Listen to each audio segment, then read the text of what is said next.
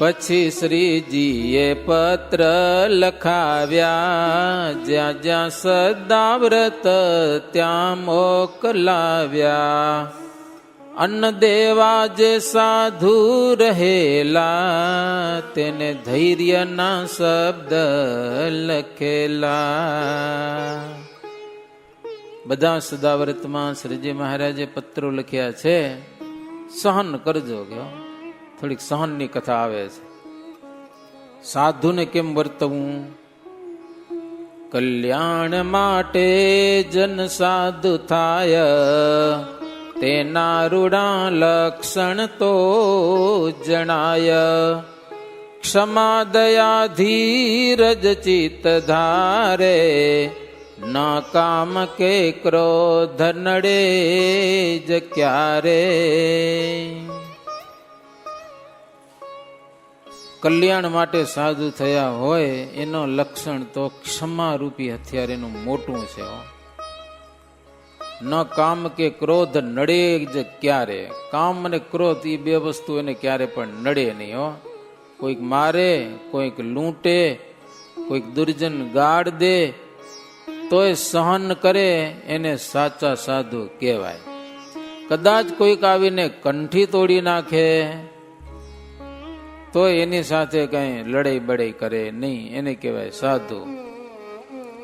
પિંડ ને બ્રહ્માંડથી જેને સ્નેહ તજી દીધેલો છે, ભગવાન સિવાય જેને કાંઈ વસ્તુ સારી પણ લાગે નહીં, કદાચ તુંબડા ફોડી નાખે, પથ્થર તોડી નાખે તોય સાધુ સમતા છોડે નહીં.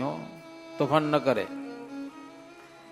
જેનું સ્ત્રીને જોઈને મન કામી થાય કે અપમાન ક્યાંક પામે અને મન ક્રોધી થાય તો મહારાજ કે સાધુ ન કહેવાય. દ્રવ્યને જોઈને લોભ લાગે તે સંત તો સત્ય નહીં ગણાય. તે સંત સત્ય નથી કે અસત્ય છે સંત. બોલો. ક્ષમા થકી ઈશ્વર રાજી થાય, ક્ષમા થકી વિશ્વ બધું જીતાય. ક્ષમા રાખવાથી ઈશ્વર રાજી થાય છે અને ક્ષમા થકી આખું વિશ્વ જીતાય છે. તો સ્વધર્મ છે, સત્શાસ્ત્ર છે, એ વાંચો, વિચારો તો સાચો સાધુ છે ક્યારે પણ ક્ષમાનો ત્યાગ કરે નહીં. મહારાજ પત્રોમાં લખે છે, અપરાધ વિના કોઈક મૂર્ખ માણસ દુઃખ દે તો એ સહન કરે. મહારાજ કે સહન કરજો, ભગવાન સહાયતા કરશે. કે જો ક્ષમા તજી દે તો ભગવાન એનાથી દૂર ભાગી જાય છે. ક્ષમા રાખે તો ભગવાન એની સહાયતા કરે છે. ભલા તણું ભૂષણ તો ક્ષમા છે, કલેશનું કારણ અક્ષમા છે. ક્ષમા ધરે તે સુખિયા સદાય, ક્ષમા વિના પ્રાણી ઘણા પીડાય. ભલા માણસનું ભૂષણ ક્ષમા છે અને ક્લેશનું કારણ અક્ષમા છે. કોઈક એકાદી ખોટે ખોટે ગાઢ ભટકાડી દે, તમે એની સામે ભટકાવો પછી કેવી જમાવટ થાય, અને મૂકી દો માથાકૂટ તો શાંતિ થઈ જાય. જે ચંદનમાં શીતળતા છે એ ચંદન સાચું છે, જેમાં શીતળતા નથી એ ચંદન શું કામનું. જે સદગુરુમાં ક્ષમા રૂપી ગુણ છે એ સદગુરુ શ્રેષ્ઠ છે. દેશી જનોનું પણ સારું ઈચ્છે આ સજ્જનની રીત છે. ચંદનના ઝાડને કોઈ કાપવા જાય ને તોય એને સુગંધ આપે છે. બોલો. હા, એને ચંદનનો ગુણ છે, સુગંધ ગુણ છે. સંતને કોઈક દુર્જન લોકો મારે કે મારી નાખે કદાચ તો પણ સંતપણું છે ને એને તજતા નથી. જેમ કે ચંદનને બાળો ને કોઈક બાળે ને તો એને સુગંધ આપે છે. દુનિયામાં ઘણી બધી જડીબુટ્ટી છે પણ અનાજની સમાન કોઈ જડીબુટ્ટી નથી. ઘઉં બાજરો કે ચોખા ચણા વગેરે અનાજ ને ગમે એટલી જડીબુટી હોય પણ ખાવા જ ન હોય તો હાલે, શ્રેષ્ઠ જડીબુટી એ છે. એમ દુનિયામાં અનંત દેવતાઓ છે, પણ શ્રી કૃષ્ણ પરમાત્મા જેવો કોઈ દેવ નથી સારો હો, રાજી કરવા જેવો અને જીવનું કામ કરી દે. ક્ષમા જેવો કોઈ જાપ નથી અને નિંદા જેવું કોઈ મહાપાપ નથી મહારાજ કે હો. ક્ષમા રૂપી શસ્ત્ર છે, એને કોઈ શત્રુ નડે નહીં હો. વિદ્યા છે, ક્ષમા છે, વશીકરણ વિદ્યા છે, ક્ષમા છે. ક્ષમાને વિશે ઘણી બધી શક્તિ રહેલી છે.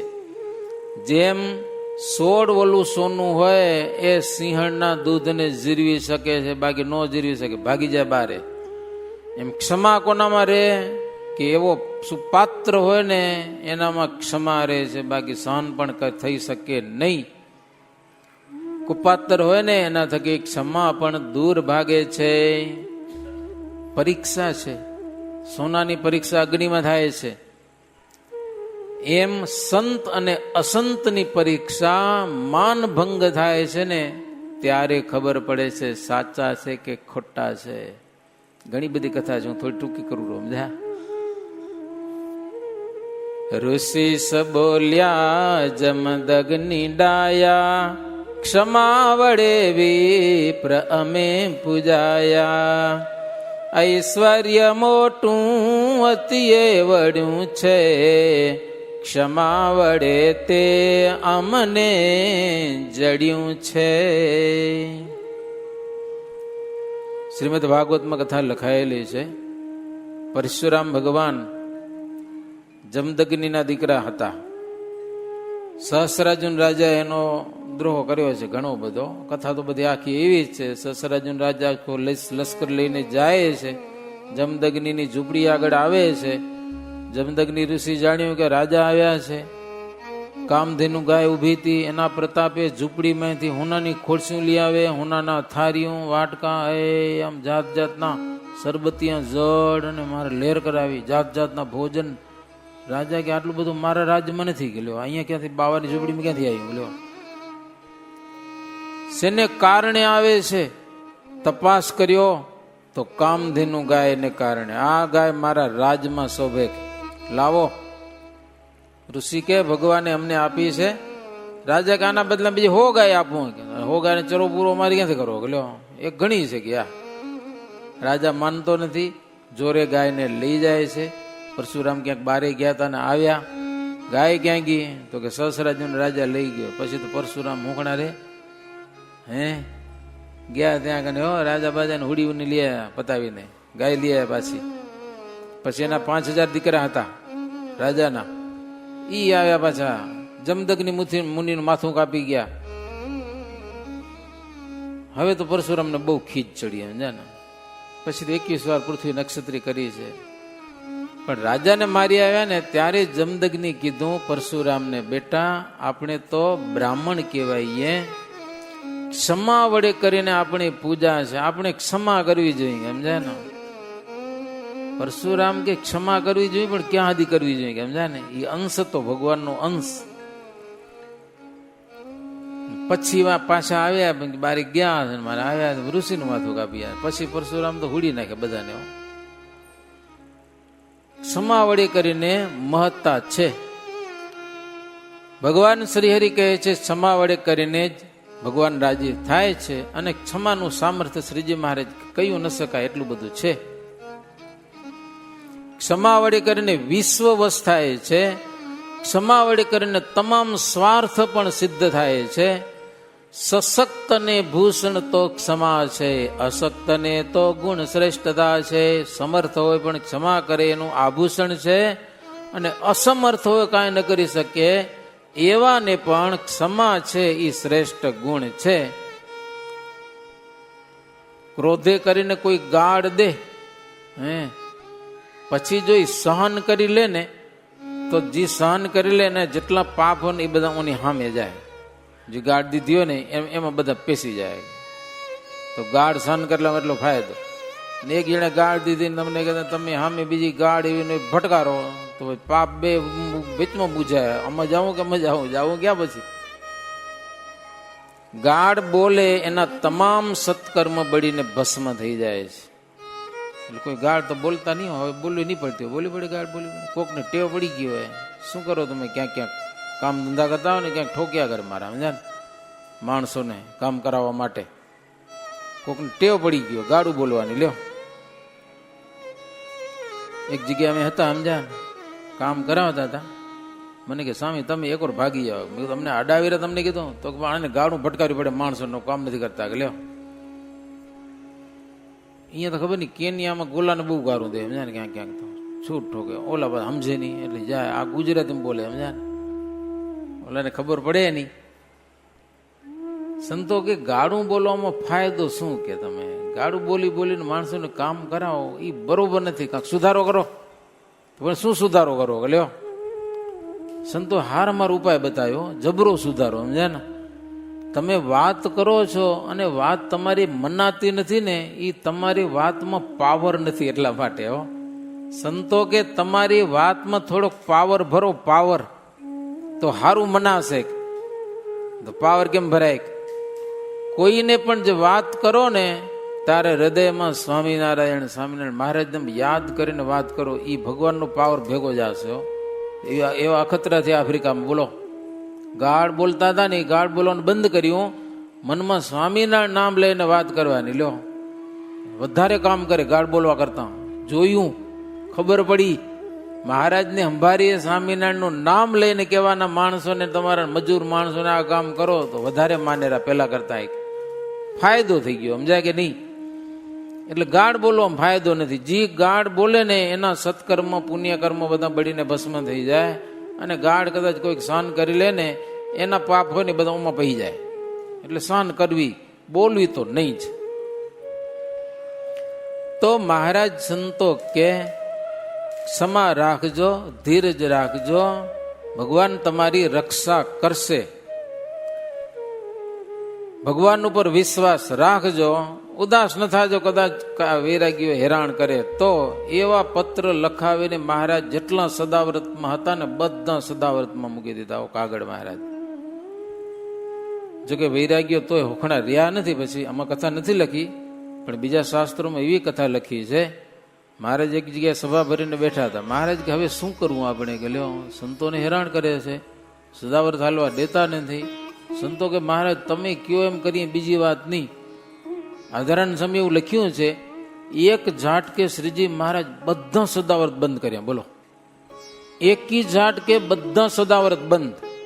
પછી હવે સદાવ્રતની જમીનનું થશે ને ક્યાંક, એ આપણી જોઈ ને કે નહીં હોય. મહારાજ કાગળમાં લખ્યું સંતોને, જેટલી જમીન કે જેટલા પૈસા અન્નવાજના જીવોએ હારા હરિભગતને આપી એને કે હલાવે તો હલાવજો, તમે આવતા રહો અહીંયા કને. મહારાજ હવે આપણે યજ્ઞ કરશું, કથા વાર્તા કરશું. સદાવ્રત બધા બંધ કર્યા. બોલો, ટોટલ સદાવ્રત બંધ કર્યા. અને પછી ક્યાં ગયા એ ખબર નહીં, એ જમીનું ક્યાં ગઈ હજી કોઈને કઈ ખબર જ નથી. ક્યાં ગયું એ બધું, ક્યાં ગુમ થઈ ગયું, સમજાના. મહારાજ કે ની વાંહે આપણે પડવું જ નથી ને. હવે જેમ હોય તેમ મૂકી દો, ગામો ગામ ફરો અને લોકોને સત્સંગ કરાવો. જો કે આ સત્સંગમાં જાત જાતના સંકટ આવ્યા છે. એટલા બધા કષ્ટમાંથી પસાર થયેલો સંપ્રદાય છે, સમજાના. ઘણા બધા સંકટમાંથી સાધુઓ માર ખાધીને, કેટલાક સાધુઓ તો જાન ગુમાવી છે. વૈરાગીઓ મારી મારીને જાનથી મારી નાખ્યા છે. એવી તકલીફો સહન કરી અને આ સંપ્રદાય ખડો કરેલો છે. ભક્તજનો ભાગ્યશાળી છે કે આજે કોઈ જાતની આપત્તિ નથી આપણે ઉપર. લ્યો, બિલકુલ સુખ શાંતિથી ભજન કરી શકે, કોઈ જાતની નડતર નથી આજે શ્રીજી મહારાજની મહાકૃપાથી. અચિંત્યાનંદ બ્રહ્મચારી કહે છે, અભયસિંહ હવે મહારાજનું ચરિત્ર કહું છું, સાંભળો.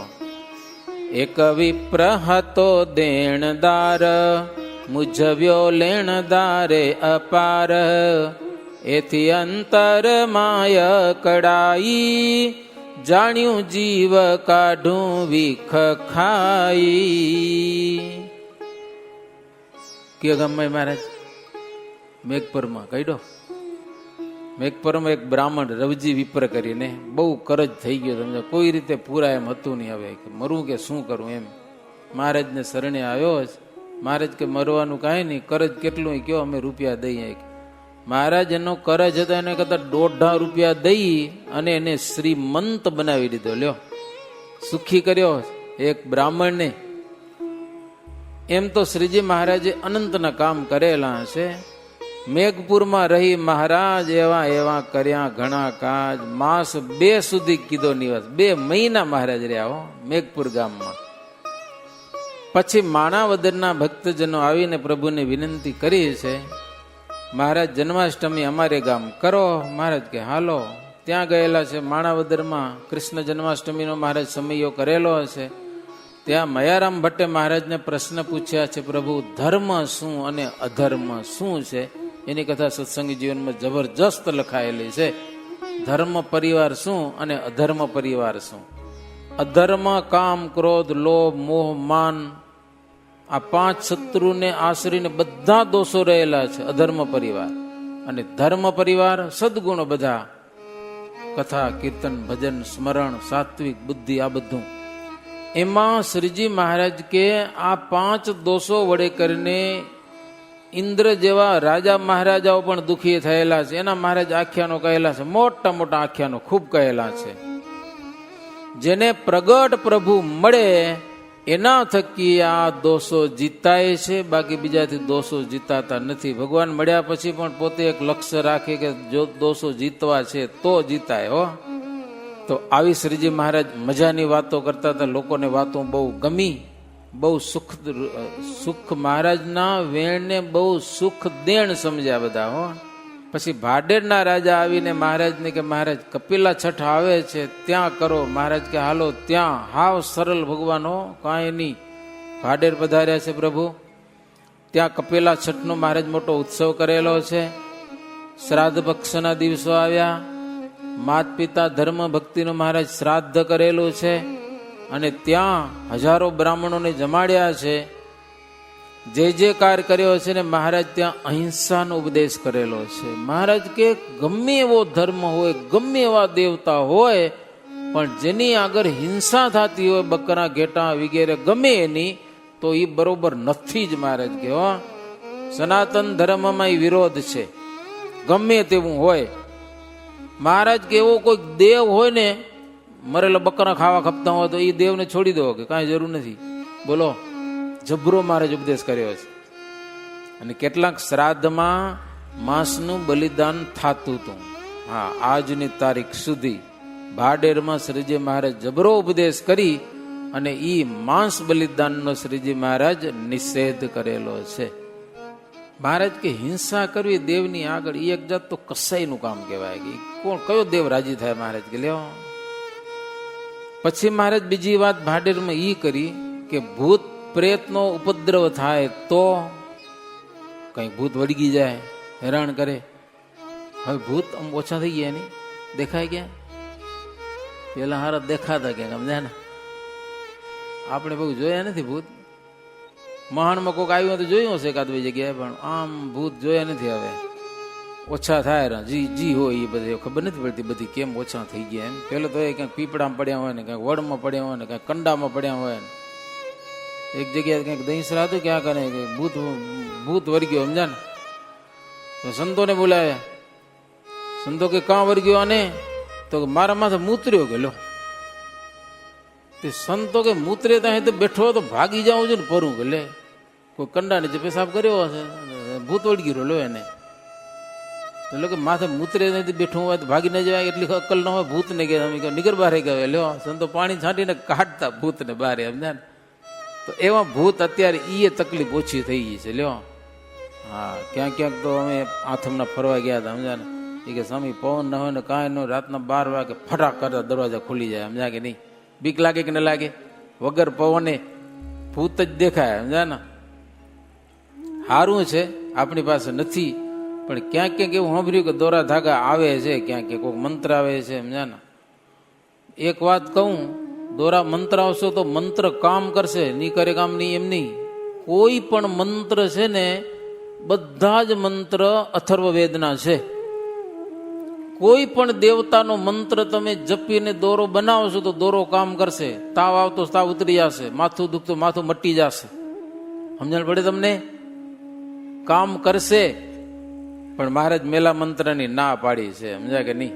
ઔષધિ કરો, આયુર્વેદિક દવાખાનામાં જાઓ, દવા કરો, પણ મેલા મંત્ર યંત્ર કરો નહીં. એના દ્વારા કરેલું સુખ પરિણામે દુઃખ છે બહુ. મેલા મંત્રોનું મર્યા પછી પણ એની નડતર જબરી છે, જીવાત્માને ગતિ નથી મળતી. એટલે એવા મંત્રમાં ક્યારે પણ પડવું નહીં કોકને વશ કરવા માટે, કે ગમે તે કોઈ પણ હિસાબે, સમજા ને. નહીતર જીવતા જીવતા ભૂત થઈને આવેરા લ્યો. એક ગામમાં અમે ભાગવતની કથા કરવા ગયા હતા. એક જણાને ઘરવાળી ગુજરી ગઈ હતી આમ ભૂતની ઉપાધિમાં. આ નામ ઠામ નહીં દઉં તમને.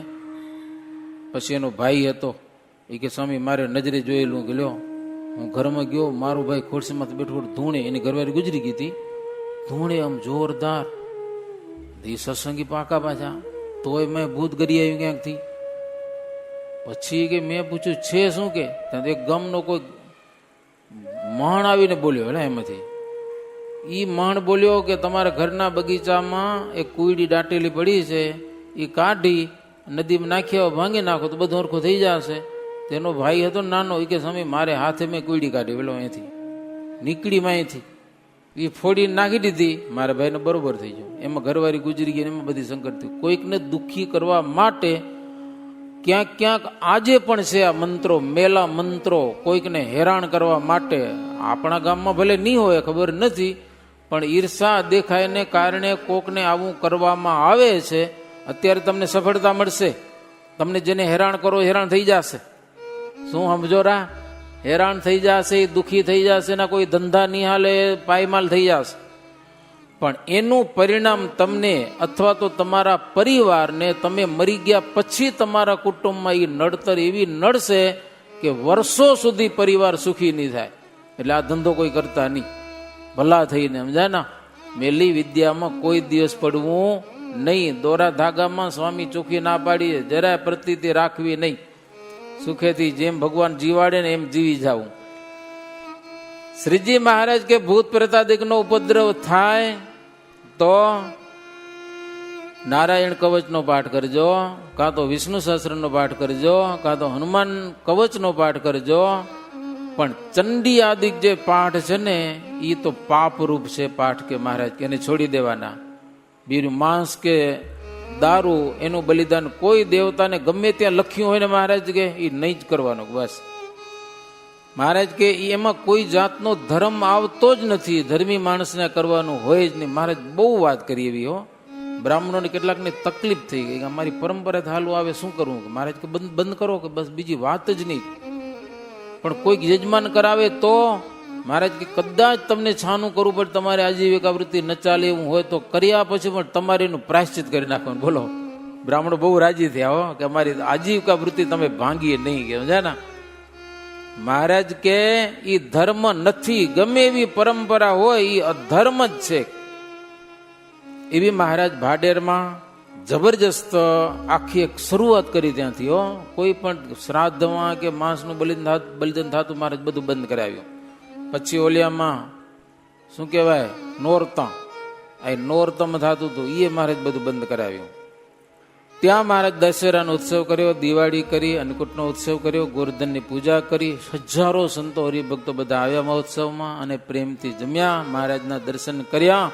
અને આમ બુદ્ધિમાં કઈ કમતી હશે ને કુમતી, એ બધી સુમતી કરીને બધા ઘરે ગયા. અમને કોઈકને સ્વભાવ ક્યાંક પરંપરા પડ્યું હશે બધું સાફ કરી અને સારી મતી લઈને ઘરે ગયા. એવી આજની કથા છે. કરી દર્શન ધર્મ પુત્ર કેરા, સકળ મનુષ્ય પ્રસન્ન થઈ ઘણેરા.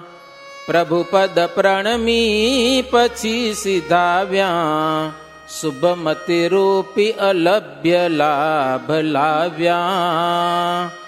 એ શ્રી બિહારીલાલજી આચાર્ય વિરચિત હરિલીલામૃતે પંચમ કલશ ચિંત્યાનંદ વર્ણિન્દ્ર ભયસિંદ્ર સંવાદે શ્રી હરિ ભાડેર ગ્રામે કપિલા ષષ્ઠી દીપોત્સવી અન્નકૂટોત્સવ કરણ નામા ચતુર્દશો વિશ્રામ. સહજાનંદ સ્વામી મહારાજની જય.